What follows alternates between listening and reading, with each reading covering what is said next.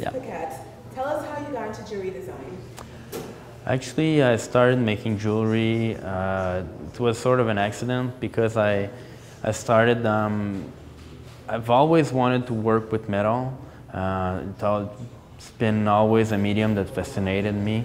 I started a mechanical engineering course because I wanted to learn how to work with metal, and then I ended up realizing that really wasn't what I was looking for. I was looking for something more creative.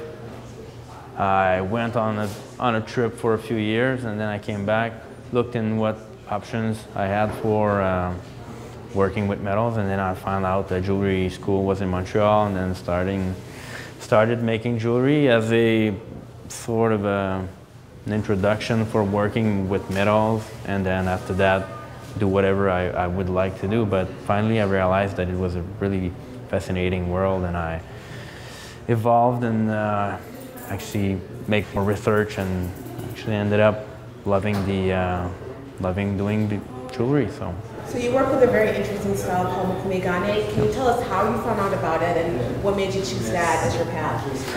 Actually, I started making mokumegane because of one of my friends. He got married, and he was looking for a wedding band, and he was like, okay, this is what I want. I'm like, okay, this is interesting, but I have actually no clue about how this is done.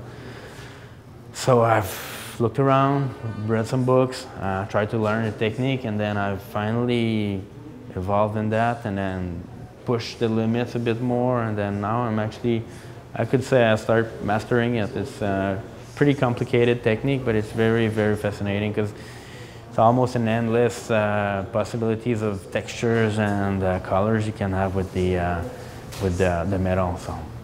So tell us a little bit more about the actual style. Are you layering different gold pieces on top of each other, or?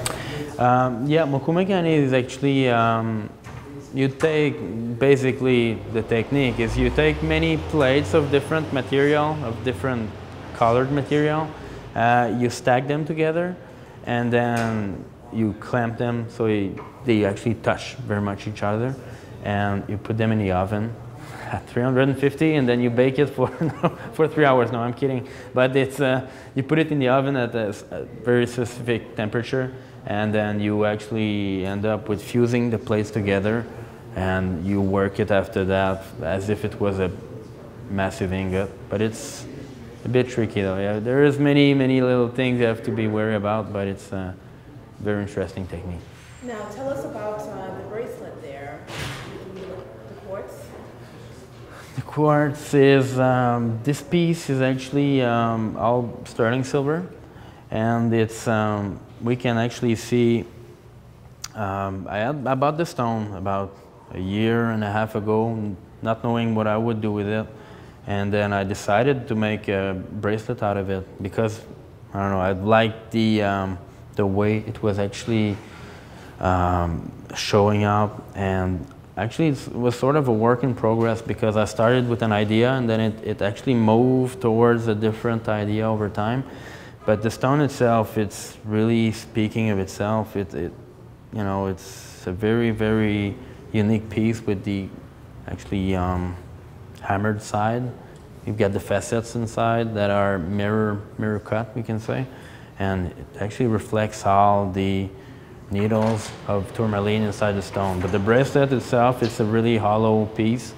It's actually having a hidden hinge, hidden locket here. So you just push the little button, so it sticks out from the other side, and then you pull it open like that, and you get the piece itself. So wow, that's different. It's a very interesting. Everything is pretty much hiding. So you're having a very slick piece.